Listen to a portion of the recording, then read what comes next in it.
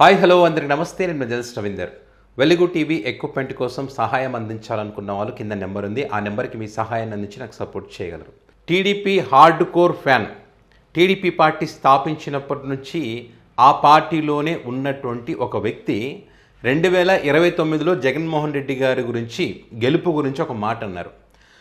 ఆ మాట అనగానే ఖచ్చితంగా TDP hardcore fan Jagan గారి గురించి పాజిటివ్గా మాట్లాడినప్పుడు వైసీపీ కానీ జగన్ గారి అభిమానులు ఖచ్చితంగా ఆ వీడియో ఫార్వర్డ్ చేస్తారు.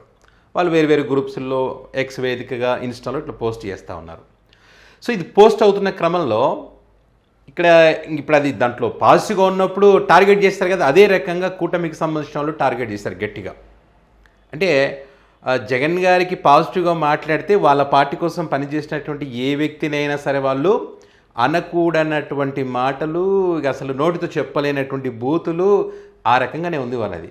ఈ వ్యక్తి మొహం చూడండి, గడ్డం చూడండి, రైల్వే స్టేషన్లో దొంగతనాలు చేసేటువంటి వ్యక్తి, గంజాయి తీసుకునేటువంటి వ్యక్తి, వీడు పక్క జగన్ మనిషి, వీడు జగన్ చెప్తున్నట్టు జగన్ ఆడిస్తున్నాడు, జగన్ వీడు వెనుక ఉన్నాడు, వీడు చెప్తే ఏమంటారు ఓట్లు రాబట్టుకోవడం కోసం ఇలాంటి వాళ్ళ చేత చెప్పిస్తున్నారు, వీడు ఒక్కడు చెప్తే జగన్మోహన్ రెడ్డి గెలుస్తాడంటే మరి ఈ వ్యక్తి ఒక్కడే చెప్పినప్పుడు జగన్మోహన్ రెడ్డి గెలవనప్పుడు మీకు ఎందుకు టెన్షను? మళ్ళీ చంద్రబాబు నాయుడు గారే గెలుస్తారని చెప్పి మీకు నమ్మకం ఉన్నప్పుడు ఇలాంటి వాళ్ళు ఎన్ని వీడియోలు చేస్తే మీకు ఎందుకు టెన్షను?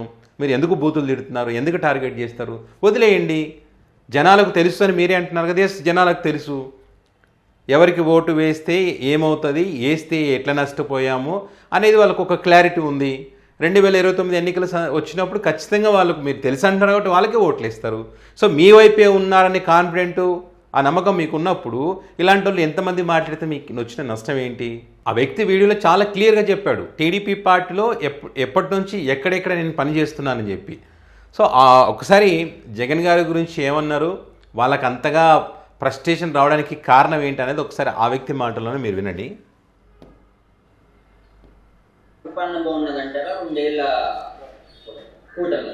జగన్ పరిపాలన బాగుంది.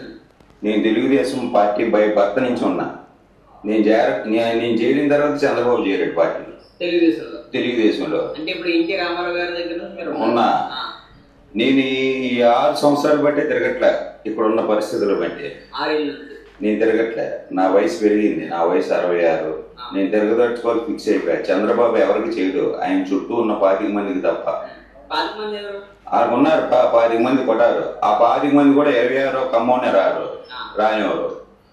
చంద్రబాబు వల్ల ఖమ్మంలో ఎక్కువ మంది దెబ్బతిన్నారు. ఇంకెవరికి అవ్వదు, జరిగే పని కాదు అది. రెడ్లు కాదు, ఎవరొచ్చినా చేసేస్తారు. పార్టీలే సంబంధం లేదు, కులంతో సంబంధం లేదు, ఎవరొచ్చినా చేస్తారు. మీకు ఇప్పుడు 66 అంటున్నారు, సుమారుగా 46 సంవత్సరాలు అవుతుంది తెలుగుదేశం పార్టీ పెట్టి మాట్లాడుతూ. 44 పెట్టారు తెలుగుదేశం పార్టీ 83లో. అప్పటి నుంచి మీరు ఉన్నారు. అప్పటి నుంచి నేను పార్టీ ఏ పార్టీ తిరగను, ఫిక్స్ అయిపోయా. నాకు 60 వచ్చిన దాటి నుంచి తిరగదలుచుకోలే. నాకు 66. నేను ఆమె విజయవాడ అర్బన్ కోసాది గారు చేశా, విజయవాడ అర్బన్ సెక్రటరీ చేశా, జిల్లా సెక్రటరీ చేశా, 6 సార్లు డివిజన్ ప్రెసిడెంట్ చేశా, కార్పొరేటర్ చేశా. ఇది నిజమో కాదో తెలుసుకుంటే ఏ పార్టీ వాడు అనేది ఒక క్లారిటీ వస్తుంది కదా. ఆ వ్యక్తి చాలా క్లియర్గా చెప్పాడు. దీని వెనుక కూడా జగనే ఉన్నాడు, ఎవరు ఏం మాట్లాడినా జగనే ఉన్నాడని చెప్పి వీళ్ళు మాట్లాడుతూ ఉన్నారు. సో ఎవరి అభిప్రాయాలు వాళ్ళు చెప్పుకుంటారు, తప్పే ఉంది. అది కూడా చెప్పుకునేటువంటి హక్కు ఆంధ్రప్రదేశ్లో లేదా? వాళ్ళేం బూతులు తిట్టడం లేదు కదా, వాస్తవాలే చెప్తా ఉన్నారు. తన యొక్క అభిప్రాయం తను వ్యక్తం చేస్తూ ఉన్నాడు. టీడీపీ పార్టీలో ఉంటే ఏమవుతుంది, ఒక 20 మంది చేతుల్లో చంద్రబాబు నాయుడు గారు ఉన్నారు, వారికి తప్ప వేరే వాళ్ళకి జరగదు. ఇప్పుడు కమ్మ అంటారు, కమ్మ సామాజిక వర్గానికి అన్యాయం జరుగుతూ ఉంది అని చెప్పి ఆ వ్యక్తి చెప్తా ఉన్నాడు. నిజమా కాదా?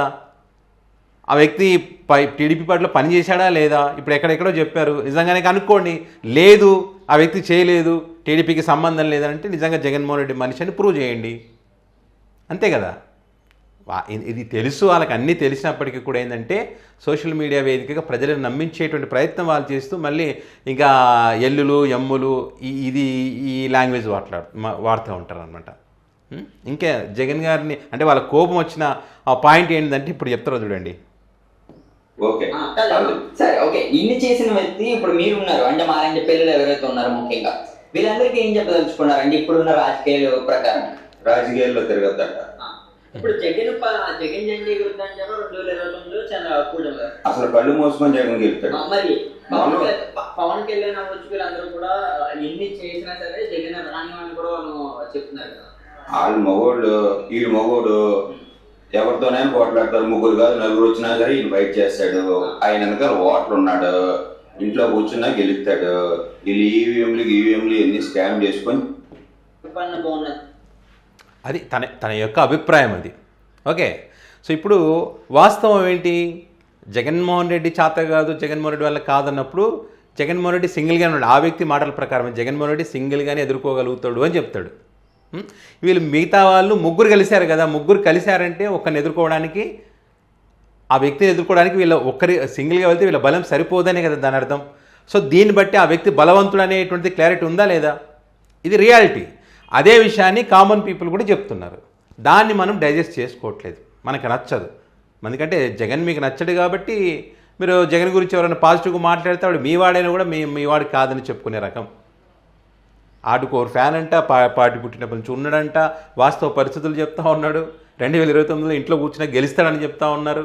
ఇలాంటి వ్యక్తుల ఆలోచనే మారుతూ ఉందంటే మీ పాలన ఎలా ఉందో ఒక్కసారి మీరు రివ్యూ చేసుకోవాలి. మీ పాలన గురించి మీరు రివ్యూ చేసుకుంటే మంచి చేయడానికి అవకాశం ఉంటుంది. జగన్మోహన్ రెడ్డిని నిత్యం తిడుతూ, జగన్మోహన్ రెడ్డికి సపోర్ట్ చేసిన వాళ్ళని తిడుతూ పోతే ఇక ఇప్పుడు ఈ వ్యక్తి అన్నట్టు జగన్మోహన్ రెడ్డి గారు ఇంట్లో కూర్చుంటే అలవోకగా గెలుస్తాడు ఎంతమంది వచ్చినా.